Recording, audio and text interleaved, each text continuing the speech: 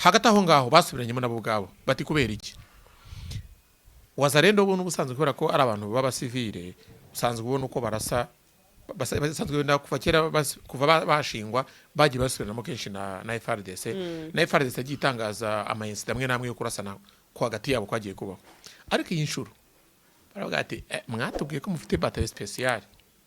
vendeze mbatayo yoherejwe iciye ku mupaka wa Gatumba ikaza umujyi wa Bukavu mutwiza ko umujyi wa Bukavu nta muntu uzigera ugeramo ko mugomba kuwurinda ubwo ne FRDC none murajya he kandi mwe muhembwa menshi ndakwibutsa ko umunyekongo nkuko n'abahungiye mu Rwanda babisobanuye FRDC basobanuye ko bahembwa amadolari atageze ku ijana mu gihe umurundi bivuga ko abari 5,000 nubwo yose ngatayafata afata nayo dukeya andi akajya ku mufuka wa nyene icubahiro nyene icubahiro General Neva ariko barakuvuga bati twamaze kumenya ko nyuma y'abacanshuro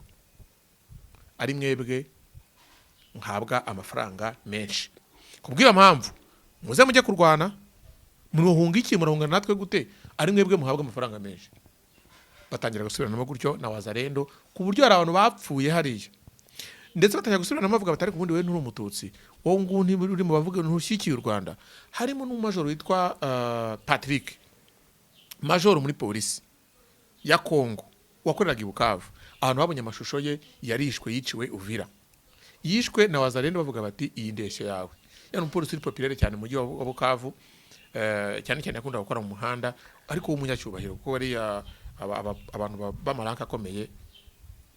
abashobora no gutera ubwoba na guverineri ari umuntu ukomeye so rero uwo mupolisi bamwishe kwa ko ari muremure cyane bavuga yuko nawe adasa n'abanyekongo abo Wazalendo bamurashe umunsi ngira ngo ubone ku cyumweru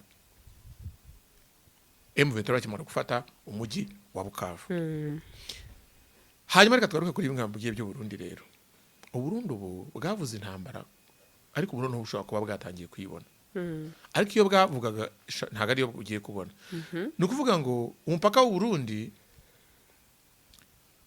ku ruhande rw'Akanyaru ubwo ni mu karere ubwo ni ku ntara y'amajyepfo y'u Rwanda umupaka wafunzwe n'u Burundi ku gice cy'uburasirazuba ubwo ni Bugesera ngira ngo niho hari Rweru umupaka urafunze ni hahandi hakurya yaho mu ntara ya Kirundo President Neva yavugiraga ejo bundi yuko umuturanyi mubi ngashaka kubatera aho ntiyafunze umupaka wa Uvira uhuza Uburundi na Kongo M23 niri kumanuka amakuru mfite nuko M23 bageza ahitwa Kamanyora bagenda basatira none kugera Uvira kugira ngo M23 yumve kituje gufata Bukavu ntago biyihagije ikeneye gufata Uvira kuko niho hambukira ingabo z'abarundi kuko nizo zisigaye ziri gutanga support kuri FARDC kera twiga amasinye mu mibare kugira ngo tubifate mutwe baratubwira ngo kugira ngo ubyumve neza nguvuga ngo les ennemis de mon ennemi sont mes ennemis umwanzi wawe n'umwanzi wawe ibintu nk'ibyo ya mitwe rero kanyigaruka yo bambajije ihurije hamwe y'abarundi nayo iri muri bice bya Uvira nayo imenasa Burundi nuvuga ngo icyo gice hari menace ituma Uburundi uretse ubundi turekwenda kuvuga ngo wenda ngo umupaka wabufunze ubundi wabuhahirana nande kuko ntabwo M23 yahahirana n'u Burundi aba M23 yakare cyane abarundi ukivuga ko abarundi boherejwe muri Kongo nta kintu cyari kibajyanye no kwica abanyamurenge rero niyo batazahahirana biva ku mupaka uzabufunze ku ruhande rwa Uvira M23 ishaka kuzibira hakaba hariho abarwanyi ba M23 hakabuza ko umupaka wa Kongo n'u Burundi uba uri gukora ntahamya kuko ntago mfitiye ibimenyetso bifatika bavuga ko yaba yararozwe na perezida w'u Burundi ariko igihe hari icyabaye icyo sinabihamya ntago mbihagazeho ni ibivugwa ariko icyabaye cyo ni iki nuko mu buryo butunguranye yarafashwe ajya kwivuriza muri Kenya ari no muri koma ahava arembye ajyanwa Dubai amakuru meruka no ko abarundi bavugaga yuko yatangiye kuva muri koma atangiye kumvumva ariko bakavuga ko kuko umushoferi we yarapfuye ariko sa amaboko ari gukora mu iki gihe bivuga ngo Uburundi bushobora kuba bufite umutwaro ukomeye cyane wo gutunga abarundi mu minsi iri imbere mu gihe n'ubundi bitari byoroshye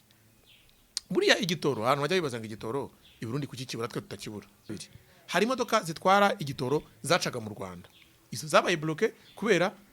ifungwa ry'umupaka u Burundi. Ubonera nkumvishe uburyo ifungwa ry'umupaka rifite ingaruka. So urumva mu Burundi rero mpamvu igitoro kibura iyo habayeho kupire. Bavuga ngo wenda mu iyi minsi ko ntabwo igitoro gicukura muri East Africa cyangwa se mu bindi bice bya Afrika hano hafi.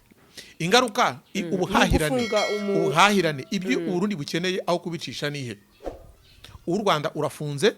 uwa Kongo mu gihe gito urabufunze n'ubu ntabwo uri gukora neza. Tayari byatangiye kuba ikibazo.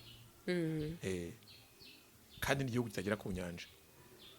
Kandi nese bambwira ngo Burundi burihagije ku bintu byose.